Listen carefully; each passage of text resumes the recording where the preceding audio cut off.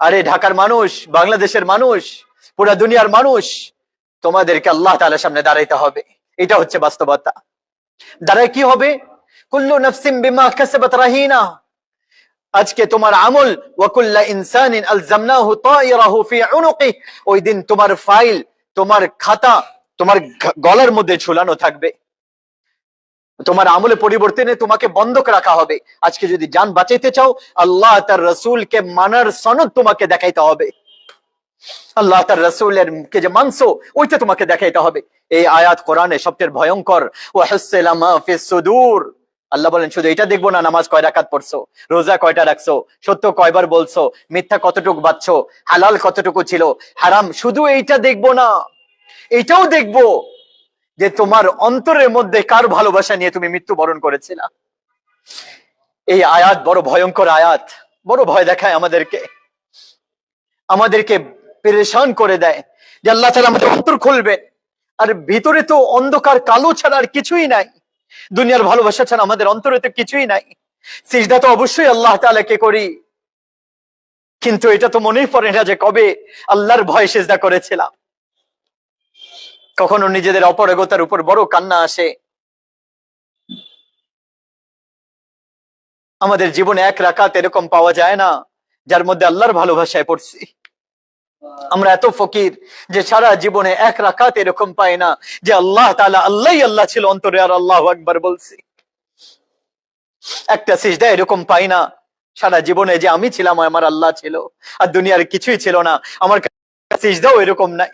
আল্লাহ বলেন ওয়া হাসসালা মা ফিস সুদূর, আমি দেখবো যে তোমার অন্তরের মধ্যে কি ছিল।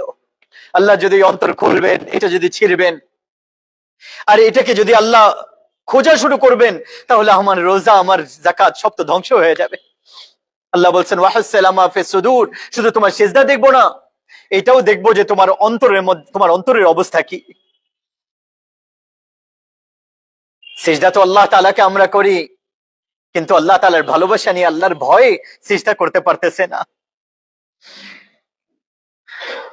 এটা কোন নামাজ নিয়ে আসি আল্লাহ তাআলার কাছে যাচ্ছি, কোন নামাজ নিয়ে যাচ্ছি যে আল্লাহু আকবার বলার উপর আরশ পর্যন্ত সমস্ত দরজা খুলে যায়, আর একবার আল্লাহকে স্মরণ করলাম না। আর ওই গাফিল অন্তর নিয়ে 40 বছর চলে গেছে, 30 বছর চলে গেছে, 60 বছর চলে গেছে, 70 বছর জীবনে চলে গেছে। আর নেকির অহংকার তো আলাদা। আমরা যারা একটু তবলিগ করি, নেককার, নামাজ পড়ি, বলে আরে আমাদেরকে কি বলেন, যান যারা অনেকের কাছে আমরা গাছতে যাই, বলে আরে হুজুর আমার কাছে আসছেন কেন, আমরা তো নামাজ পড়ি, যারা পড়ে না তাদের কাছে যান। আরে বলেন আগে নিজে ঠিক হন, তারপরে আমাদেরকে বলেন। নেকির অহংকার টাকা পয়সার অহংকারের থেকে অনেক বেশি ধ্বংস করে মানুষকে। যে অমুক খারাপ, আমি ভালো, আল্লাহ তাআলার দৃষ্টি থেকে তখনই আল্লাহ তাআলা আমাকে ফেলে দেন। এই জন্য আল্লাহর কাছে দোয়া করি, আল্লাহ যাতে আমাদের অন্তর না খোলে।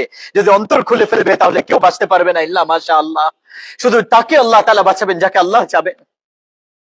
দেখেন, যাদের দৃষ্টি নোংরা হয়ে গেছে তার অন্তর কোনোদিন জাগ্রত হতে পারে না। যে নিজের চোখকে বন্ধ করে নিবে, তার অন্তরের চোখ থেকে আল্লাহ তাআলা পর্দা সরিয়ে দিবেন, সে দেখতে পারবে আসল জিনিস। যে নিজের জিহ্বাকে বোবা বানায় নিবে, গালি দেওয়া থেকে, গীবত করা থেকে, মানুষের অপবাদ দেওয়া থেকে, তার অন্তরের জিহ্বা আল্লাহ আল্লাহ বলতে থাকবে। যে নিজের কানকে বাঁচাবে হারাম থেকে, মিউজিক থেকে, মানুষের গীবত শোনা থেকে, তহমত শোনা থেকে, তার অন্তরে কান আল্লাহ তাআলা খুলে দিবে। এই জগতের কোনা কোনা, জাররা জাররার মধ্যে আল্লাহ তাআলার কথা সে শুনতে পারবে, আল্লাহ তাআলা কুদরতকে সে দেখতে পারবে। যদি অন্তরকে জাগ্রত করতে চাই, খারাপের থেকে বের করতে চাই, জুলমত থেকে বাঁচাইতে চাই, তাহলে চোখের মধ্যে পট্টি বাঁধতে হবে, হারাম দেখা যাবে না। এই জিহ্বাকে সেলাই করে নেই, হারাম বলতে পারবো না। কানকে বন্ধ করে নেই, এর মধ্যে কোনো হারাম আওয়াজ না যায়। আমাদের অন্তর, দেখেন না, মানুষকে ভালো বানানোর দায়িত্ব আল্লাহ তাআলা আমাদেরকে এতটুকু দিচ্ছেন যে মানুষের পেছনে মেহনত করো, কে কি খারাপ কাজ করলো ওইটা ঠিক করার দায়িত্ব তো আপনার আমার না, ওইটা তো আল্লাহ চাবেন তো তাকে হেদায়েত দিবেন। আচ্ছা, বাস্তবতা কি? ইয়াউমাইযিন তু'রাদুন, যেদিন আপনি আমি আল্লাহর সামনে দাঁড়াবো, ওইটা হচ্ছে বাস্তবতার দিন। বাস্তবতা কি? যেদিন আল্লাহ বলবেন ফাইল খোলো, হ্যাঁ, ওসামার পেপার খোলো, ফাইল খোলো, হ্যাঁ, আর এই যে তোমার ফাইল পড়ো, ওই জায়গায় লাইন লেখা থাকবে না, ওই জায়গায় সব লাইন বাই লাইন ভিডিও চলতে থাকবে। আর ওই দিন হ্যাঁ, ক্যামেরা ধরলে তো সামনে দেখা যায় পিছনে দেখা যায় না। ওইটা এরকম ক্যামেরা হবে যে আপনার ভিতর আর আপনার বাইর, সামনে ডাইনে পিছনে উপরে নিচে সব দেখা যাবে। আপনি আমি চলতেছিলাম, অন্তরের মধ্যে কি চলতেছিল, মুখ দিয়ে কি বলতেছিলাম, হাত দিয়ে কি করতেছিলাম, সব দেখা যাবে ওই জায়গায়। এরকম ভিডিও হবে। ওইটা বাস্তবতার দিন। ওইটা বাস্তবতার দিন যেদিন হাসরের ময়দানে আপনাকে আমাকে তাড়িয়ে নিয়ে যাওয়া হবে। বাস্তবতা, হাসরের ময়দান, সমস্ত জিন্নাত, পুরুষ, মহিলা, আউয়ালিন আখিরিন সবাই এক ময়দানের মধ্যে একত্রিত হবে। বাস্তবতা কি বলছেন? আরশ, আল্লাহ তাবারক ওয়া তাআলা সহ আসবেন, ফেরেশতারা আসবেন। বাস্তবতা কি? জান্নাতও আসবে। বাস্তবতা কি? জাহান্নামও বাম দিকে আসবে।